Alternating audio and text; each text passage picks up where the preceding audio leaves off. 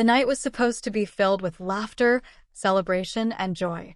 Balloons floated gently across the ceiling of the rented banquet hall in Chicago, where the warmth of glowing lights and the scent of freshly cooked food filled the air. It was Ethan's birthday, and friends, colleagues, and family had all gathered to honor the man who had spent much of his life quietly helping others. Claire, his wife, had helped arrange the decorations. She was known for her lively sense of humor, though not everyone appreciated her sharp tongue. People often described her as witty, sometimes brutally so.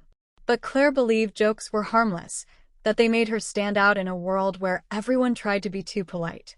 As the evening unfolded, Ethan stood at the center of the room surrounded by clapping hands and warm smiles. He had never been one for extravagant parties, but he appreciated the effort.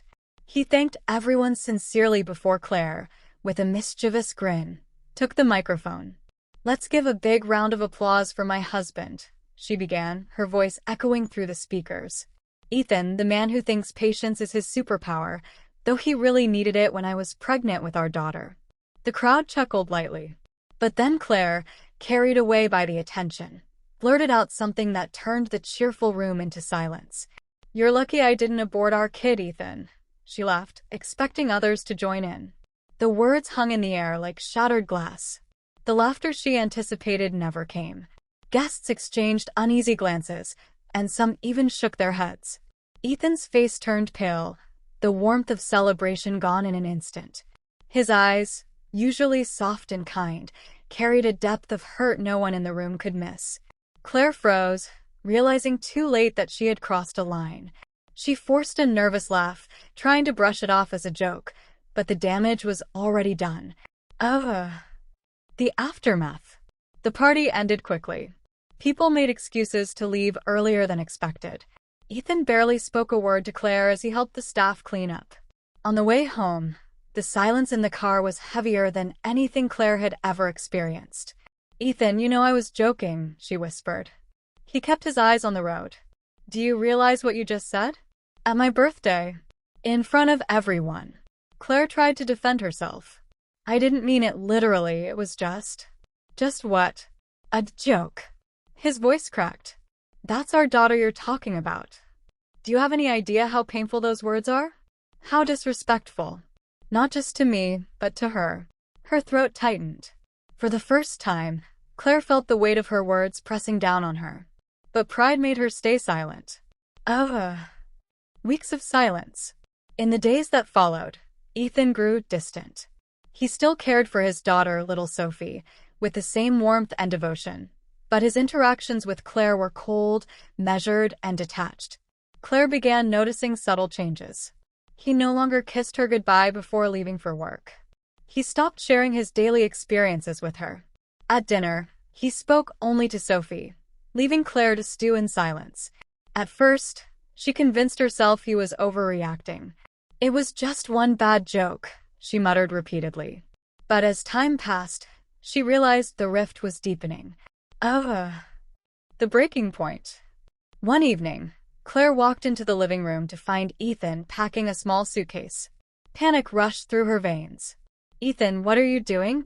He paused. His shoulders slumped as if the weight of the world rested on them. "I can't keep living like this, Claire.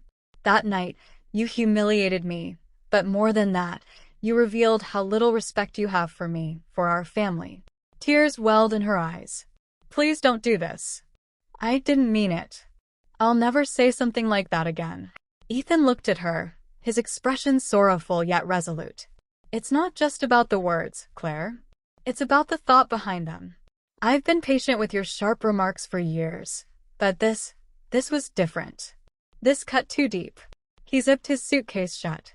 "I love Sophie and I'll always be here for her. But you and I can't keep pretending." Claire's knees buckled as he walked out the door.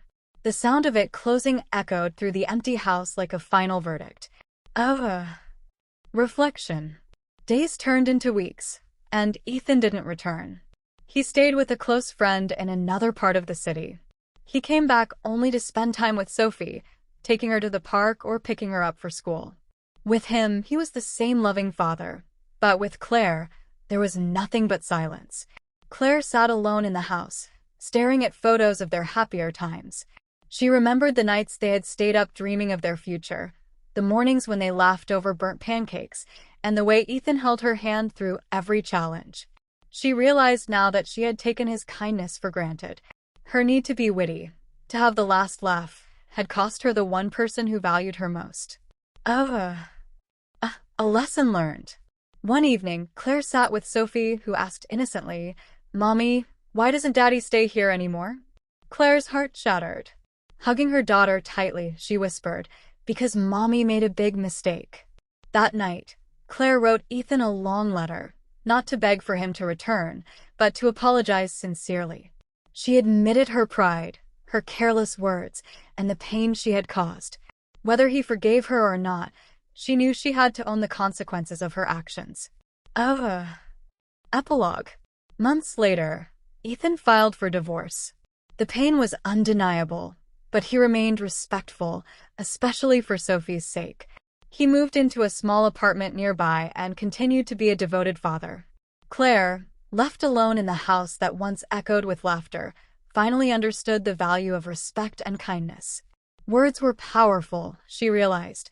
They could build or they could destroy.